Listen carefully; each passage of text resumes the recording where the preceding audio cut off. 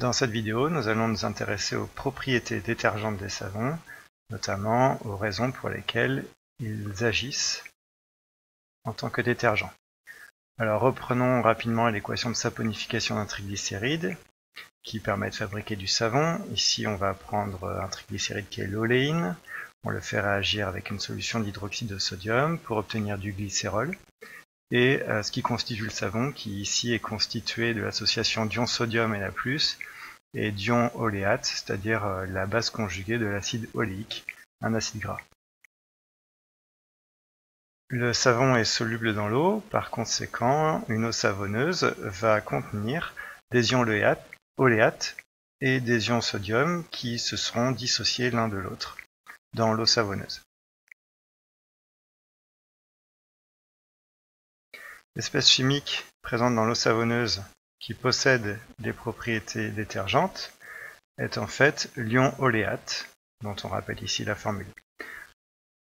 Quand on regarde plus précisément la constitution de cette espèce chimique, eh bien, on peut distinguer d'une part une longue chaîne d'atomes de carbone, qui en contient 18, mais on a une partie ici qui est résumée en C17H33, et puis l'autre extrémité qui, cette fois-ci, possède deux atomes d'oxygène, dont une charge négative. Alors on va donc distinguer une partie qu'on va nommer la tête et une autre partie qu'on va nommer la queue, qui ici est résumée, mais il faut bien se souvenir qu'en fait elle a une taille beaucoup plus grande que la tête.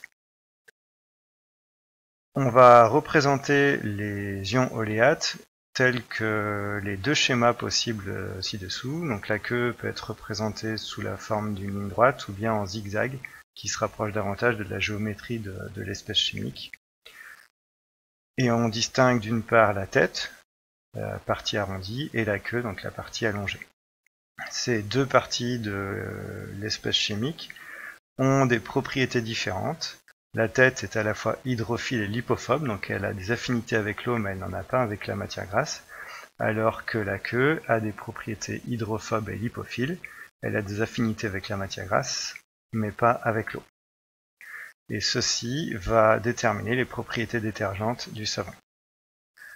Alors, voici une représentation d'une eau savonneuse dans laquelle on trouve également de la matière grasse, donc de la saleté qui s'apparente à de la matière grasse. L'eau est représentée en bleu, la matière grasse est représentée en jaune, et l'action mécanique de la machine à laver ou des mains dans le cas d'un lavage à la main, eh bien, va faire se répartir les ions oléates, qu'on appelle également les tensioactifs, à la surface de fines gouttelettes de matière grasse qui vont isoler cette matière grasse de l'eau. Et cette structure, assez stable, s'appelle une micelle. Au laboratoire, on peut mettre en œuvre des expériences pour montrer les propriétés détergentes. Dans le bécher de droite se trouve de l'eau savonneuse, qui a été préparée en dissolvant du savon préalablement fabriqué au laboratoire dans de l'eau distillée. Et dans le bécher de gauche, on place de l'eau distillée uniquement. Les deux béchers vont être placés sous agitation. Et ensuite, on va préparer un morceau de tissu en coton, imbibé d'huile, c'est de l'huile alimentaire.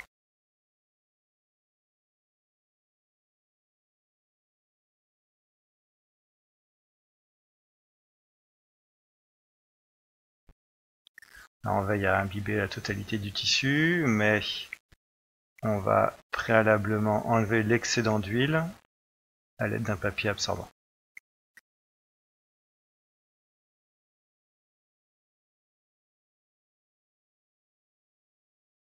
Donc on peut considérer ici qu'on a un tissu sale qu'on souhaiterait laver. On coupe en deux pour avoir deux morceaux identiques, préparés dans les mêmes conditions, et on place chacun des deux morceaux à gauche dans l'eau distillée, à droite dans l'eau savonneuse. Dans l'eau distillée, eh bien, on constate que l'huile se sépare de l'eau et va former une phase surnageante à la surface, où les gouttelettes d'huile vont avoir tendance à se rassembler.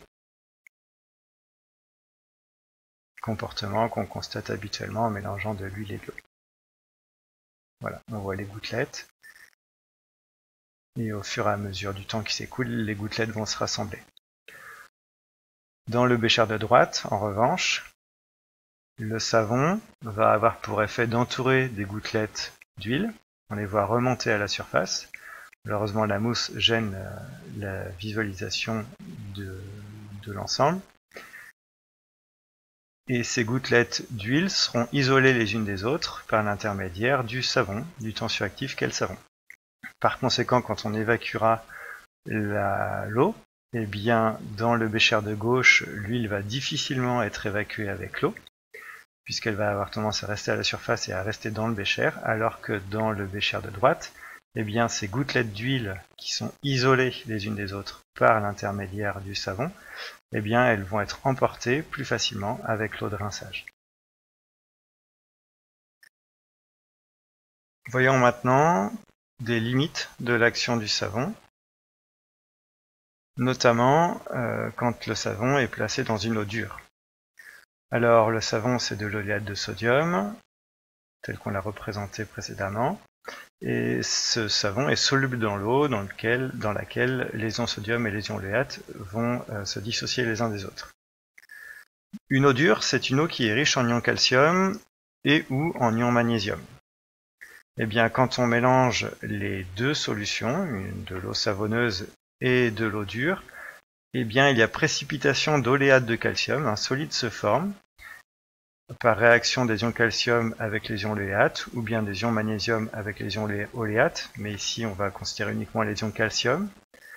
On obtient donc un solide qui associe un ion calcium avec deux ions oléate pour qu'il y ait électroneutralité. Et ce solide est insoluble dans l'eau, comme on peut l'expérimenter au laboratoire. Alors, on prélève un petit peu du savon qui avait été préalablement fabriqué au laboratoire et on va ajouter de l'eau distillée pour fabriquer de l'eau savonneuse. On va constater assez facilement que de la mousse se forme. Donc, il y a un indice de l'efficacité du savon, de ses propriétés détergentes.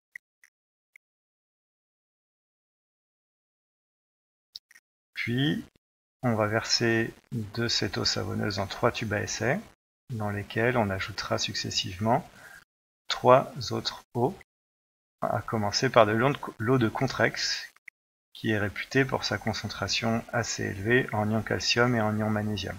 Donc c'est une eau qui est plutôt dure. Quand on mélange les deux, on aperçoit un trouble qui se forme, c'est en fait un précipité léger entre les ions magnésium, les ions calcium et les ions oléates de l'eau savonneuse. Ensuite, on peut ajouter une solution de chlorure de calcium, donc qui a été préparée avec une concentration en ion calcium plus élevée que pour l'eau de Contrex, et on voit que le trouble est plus important que dans le premier tube à essai. Donc on forme davantage de précipités d'oléate de calcium. Puis enfin, dans un troisième tube, on va ajouter de l'eau du robinet.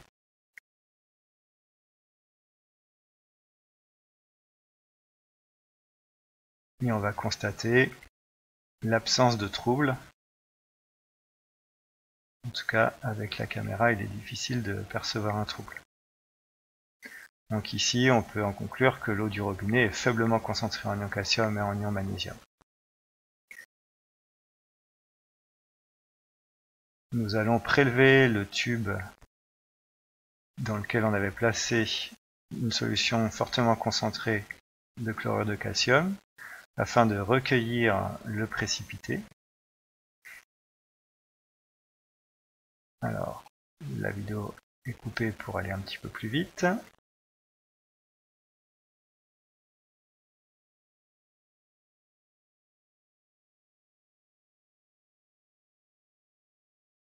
Une fois la filtration terminée, on va prélever le solide qui est resté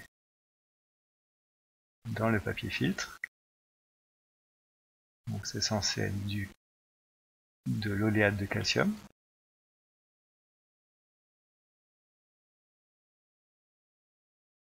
On dissout ce solide, ou du moins on essaye de le dissoudre dans de l'eau distillée.